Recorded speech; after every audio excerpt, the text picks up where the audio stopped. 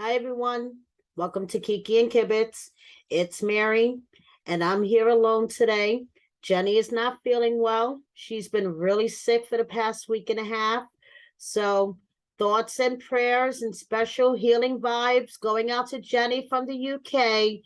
So, I am here alone, guys, and I'm going to do a combo recap review of 90 Day Fiancé, The Single Life, episodes 3 and 4. Episode 3, what stays in Vegas, and episode 4, old flames and new names. So let's jump right in, guys. Lots of stuff to cover.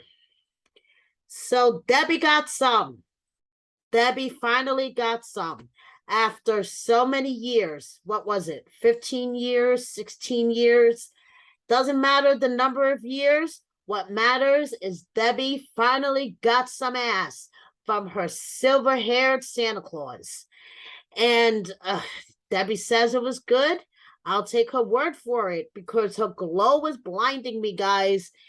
And I just didn't appreciate the sound effects. Did not appreciate the sound effects. Could appreciate Debbie's glow, but did not appreciate the sound effects. So we start off with the morning after. Debbie's really happy. This is the best birthday ever. It's her 70th birthday, and she got some ass. So her and Tony are going off to meet her friends, and she knows her friends are going to give them the third degree because that's what friends do. So her friends are giving him the third degree. They want to know what his intentions are and all that other good stuff. And then Coke calls. And we all know Debbie and Coke got into this huge fight, and Debbie's still in her feelings over it.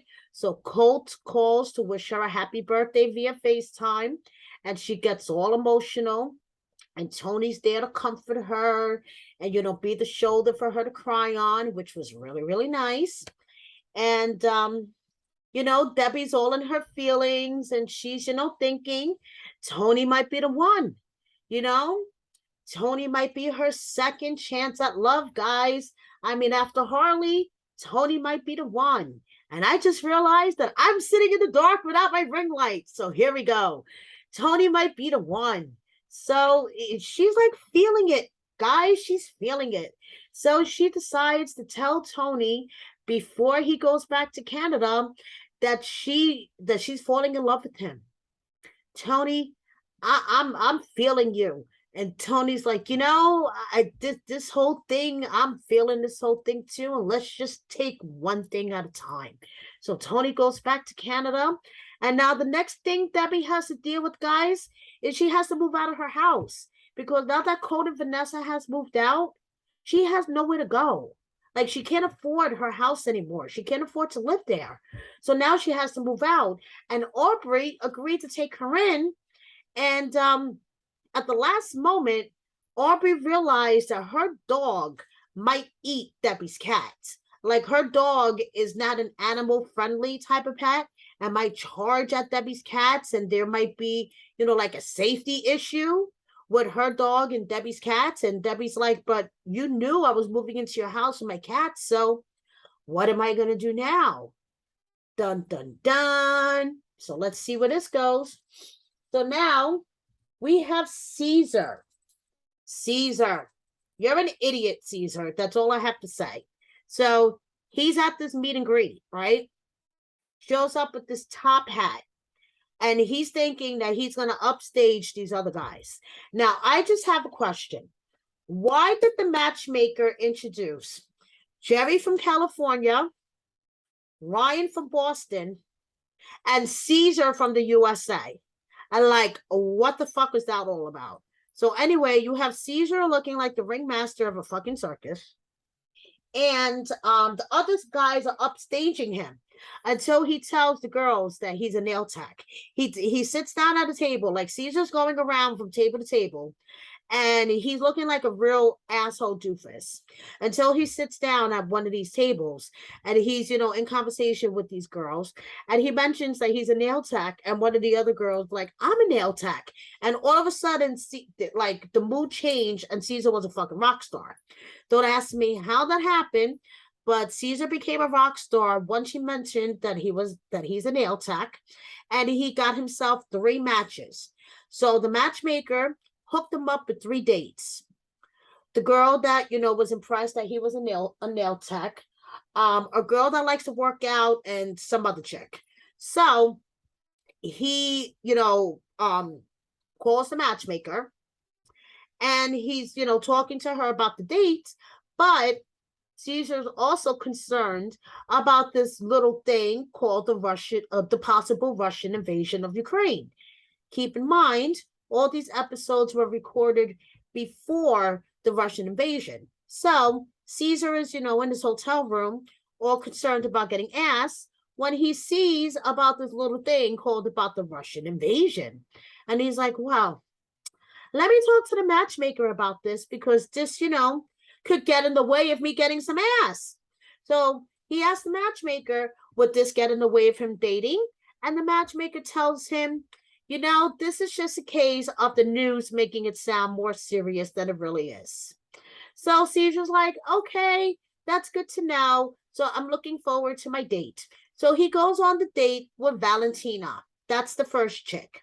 And Valentina brings him a gift. She brings him chocolate, like his skin.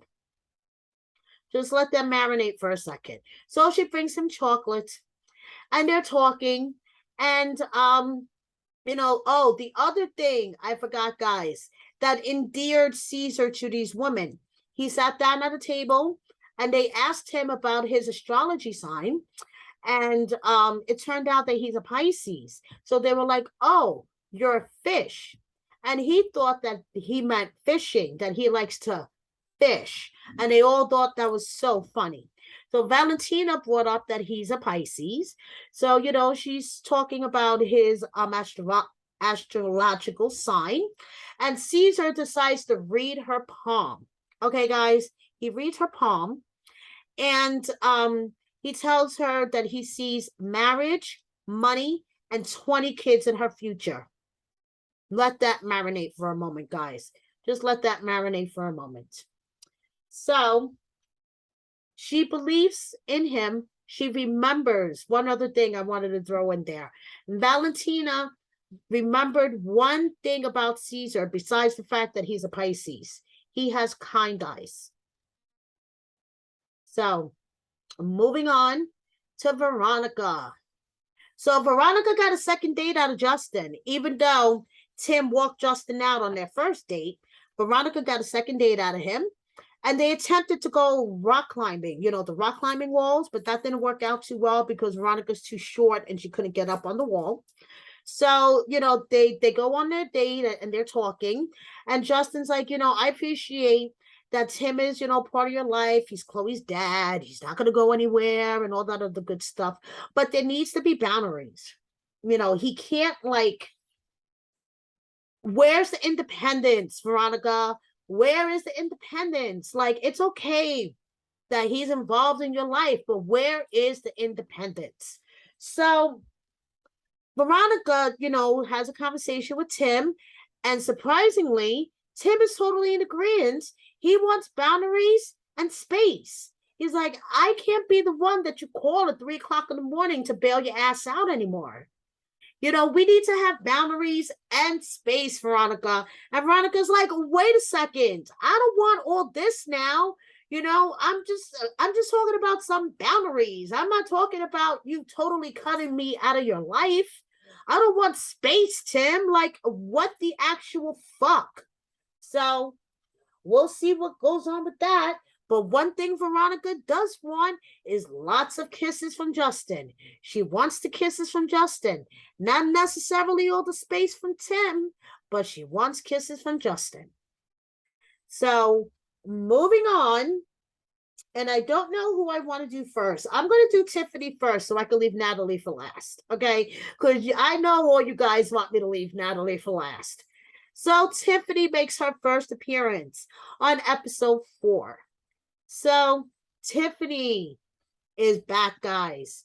She's lost 75 pounds. She feels lighter. greater than ever. She has so much energy. She is separated from Ronald. She lost 75 pounds and about 185 pounds additional when she separated from Ronald. So the kids are still in contact with him though. And she calls him at night so they could say goodnight, to him. And he sees her all dressed up. And he's like, where are you go? Do you go to bed dressed like that? Are you, dressed up like that around the house? And she's like, honestly, you're not one to question me. So goodbye. So she's going out with her girls, for drinks, and they go to a male strip club. And next thing she knows, she has some penis in her face, and her Tiffy, which is her hoo-ha, is awake. And her Tiffy is like, hello there, because she has penis in her face, and she's having a good old time. But she hasn't dated since her and Ronald are separated, so she feels kind of rusty and kind of weird because she has invested so much time and energy with her relationship and her marriage and, trying to co-parent and everything else I can imagine with Ronald. And it's been so emotionally draining and taxing.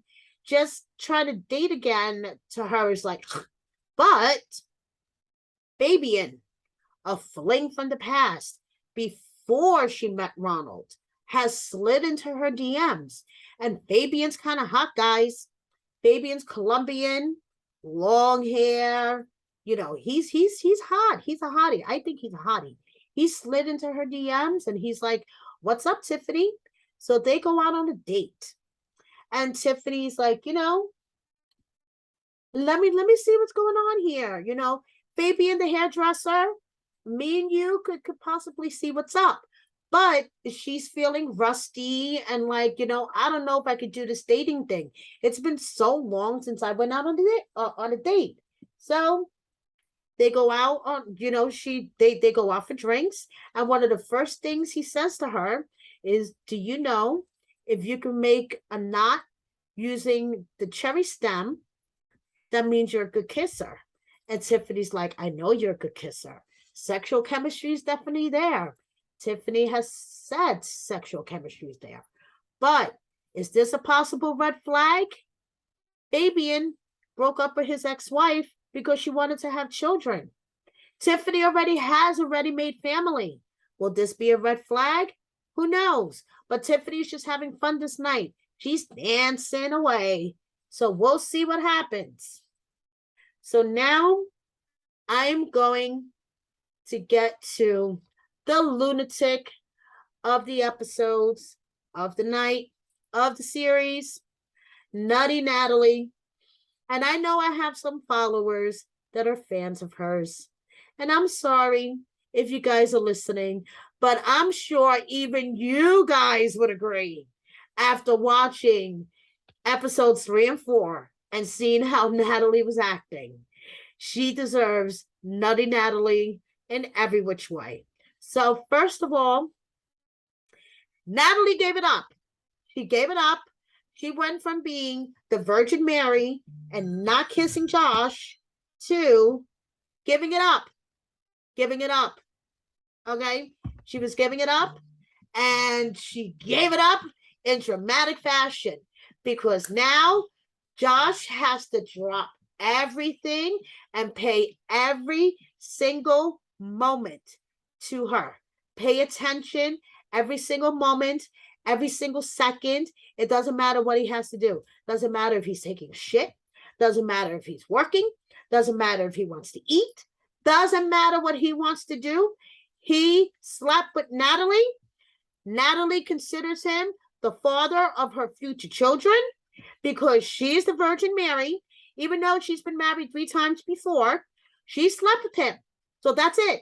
He is the father of her future children, and he has to drop everything and pay every single waking and sleeping moment of attention to her. And that's it. And that's it. Okay? So, she's highly upset because they had sex, and he basically got up and said, I gotta go. Okay? I really don't think that it was in that dramatic fashion. I think he said, I got to get up early in the morning. I'll see you tomorrow, you know, whatever. She made it sound like he was like, wham, bam, thank you, ma'am, I got to go. So, then, you know, they're going out to meet his friends. First of all, I just want to say she was overdressed. She was beyond overdressed. Okay. She was dressed like she was going to the Oscars. Okay. To go to a bar to meet his friends. And she was flustered and frustrated because she didn't know what was going on. And then she gets there and she's just acting like so socially awkward, guys. Like, I can't even describe how she was acting. She was just so socially awkward to his friends, and like, and she was just like smiling inappropriately, and she was just acting weird. Then she like, the scene where she's flipping out on Josh. She's like, I'm peeing. I'm in the bathroom. I'm busy. Don't talk to me. Go away. I mean, like, what the fuck? I don't even get it. I don't even get it. Like, what is he doing? What did he do, Natalie? What did he do? Can someone please explain to me? What did Josh do that caused this massive fucking flip out by Natalie? Please, someone explain this to me, because I don't understand it. I do not understand it. So she basically flipped out on him. Okay. And she's like, if I sleep with you, I consider you to be the father of my future children. So you need to drop everything and pay attention to me. Josh is like, I don't understand what I did wrong. Whatever I did wrong, I apologize for now, for my past mistakes, for my current mistakes, for any mistakes I make in the future. I apologize. I will text you if you haven't blocked me. I'll see you later. I will let you continue to have your fit laying in this bed, and I don't know what's wrong with you. Goodbye. And he leaves, and Natalie's just like, ugh, ugh, ugh, ugh. And that's basically where we ended. So that's it. We'll see what happens next week on Single Life. Thank you so much, guys. Please subscribe if you don't already. Please like this video. And you know what would make me so happy?